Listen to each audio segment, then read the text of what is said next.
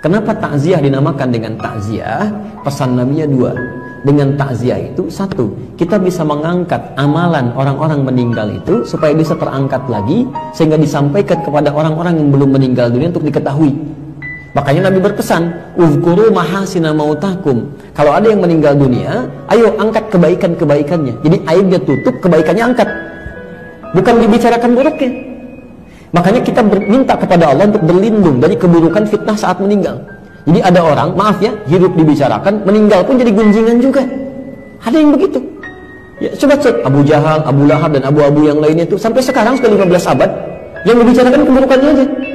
Dan kita diminta oleh Nabi berlindung pada Allah. Ada di hadis Muslim, nomor hadis 588. 4 hal kita ucapkan.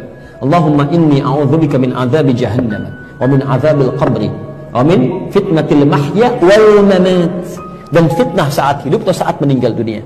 Dapat royal. Disinilah ketika ada orang meninggal dunia, tolong Bu ya, Pak, jangan diungkap aibnya, jangan disebutkan, ungkap kebaikannya aja, angkat lagi. Sehingga ketika kebaikannya diangkat, kemudian jadi inspirasi bagi orang-orang yang mungkin bertakziah saat itu, ya, disampaikan. Dari situ kemudian diamalkan. Ketika orang ini mengamalkan dari inspirasi yang terdengar tadi, maka yang meninggal dapat royalti pahalanya, bagian dari pahala itu.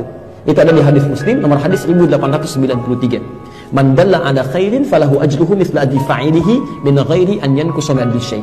Siapa yang bisa menunjukkan kebaikan dapat pahala yang sama, ya, dengan yang mengerjakan tanpa dikurangi sedikit pun. 9 lafaz disebutkan di hadis Muslim. Idza matal insan inqata'a sa'iru amali illa min thalas. Jika manusia meninggal dunia, semua amalnya terputus kecuali 3 yang terus pahalanya mengalir. Terus mengalir. Sedekah jariyah, ya, sedekah yang pahalanya mengalir.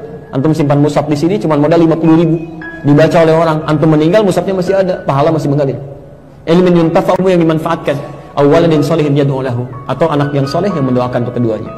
Yang kedua, mengangkat orang yang masih hidup dari keluarga yang ditinggalkan oleh orang yang meninggal. Kadang-kadang muncul suasana duka, ada yang sedih, kan?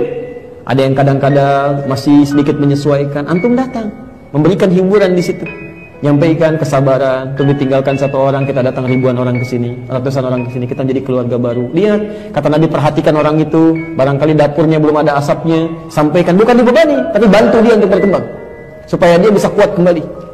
Jelas di sini ya? Nah, dari sini untuk mengangkat amalan itu banyak caranya. Pertama dengan doa. Dengan doa. Ada memang hadis yang mengatakan bacaan surat Yasin, tapi sebagian mengatakan hadisnya dhaif. Walaupun ada yang mengatakan hadisnya sahih, ya. Tapi kalau saya punya prinsip begini, kalau ada hadis yang diperdebatkan, mendingan ngambil hadis yang tidak diperdebatkan. Udah, lebih selamat, lebih tenang gitu kan. Apa hadis yang tidak diperdebatkan? Salah satunya doa. Ada di Al-Adabul Mufrad nomor hadis yang ke-44, posisinya paling kanan sebelah atas. Karangan Imam Al-Bukhari.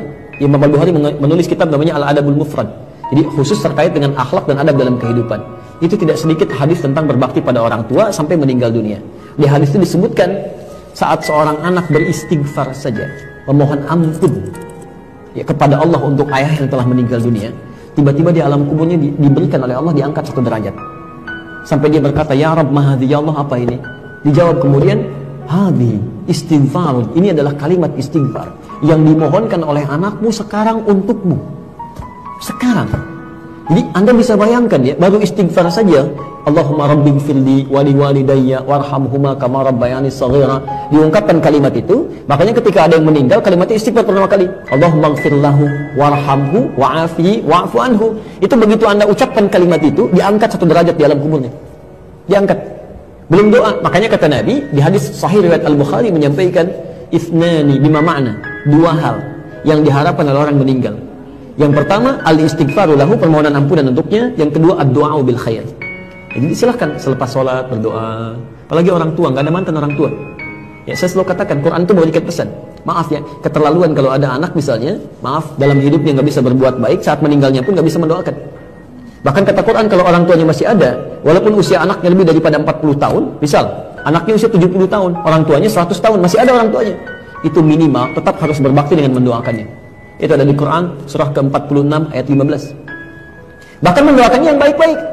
Ya Allah, hamba bersyukur atas nikmat yang diberikan pada hamba saat ini. Di balik segala kenikmatan itu, ya Allah, mohon berikan semua pahalanya untuk orang tua saya juga. Berikan kebaikan untuk orang tua saya juga.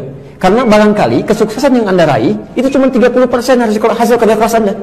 30%. 70% yang mungkin orang tua yang menangis dulu, ibu yang sambil tahajud nangis, bapak yang sambil mencangkul di sawah dengan peluh keringatnya berdoa, ya Allah, anak saya jangan sampai begini ya Allah, satu singkong dibagi 16 orang, mohon jadikan dia lebih baik daripada saya, berikan kenikmatan dalam hidupnya. Itu yang menjadikan Sayyidah Hajar bolak-balik Safa Marwah, yang mendapatkan airnya anaknya, tapi yang kerja keras kan ibunya.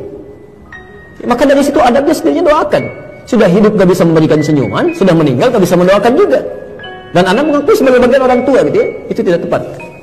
Dan doanya yang baik-baik ya, begitu masuk rumah sakit minta kesembuhan, minta kebaikan, bukan dibalik. Orang tua saat anaknya masih kecil, dia sakit sampai mempertaruhkan nyawa kan. Ya Allah, kalau bisa saya saja ya Allah, kalau bisa ya Allah, tolong berikan kesempatan hidup. Ini kenapa jadi terbalik? Orang tua di rumah sakit, ya Allah, lebih cepat juga lebih baik, tidak apa-apa ya Allah, saya riba. Itu salah.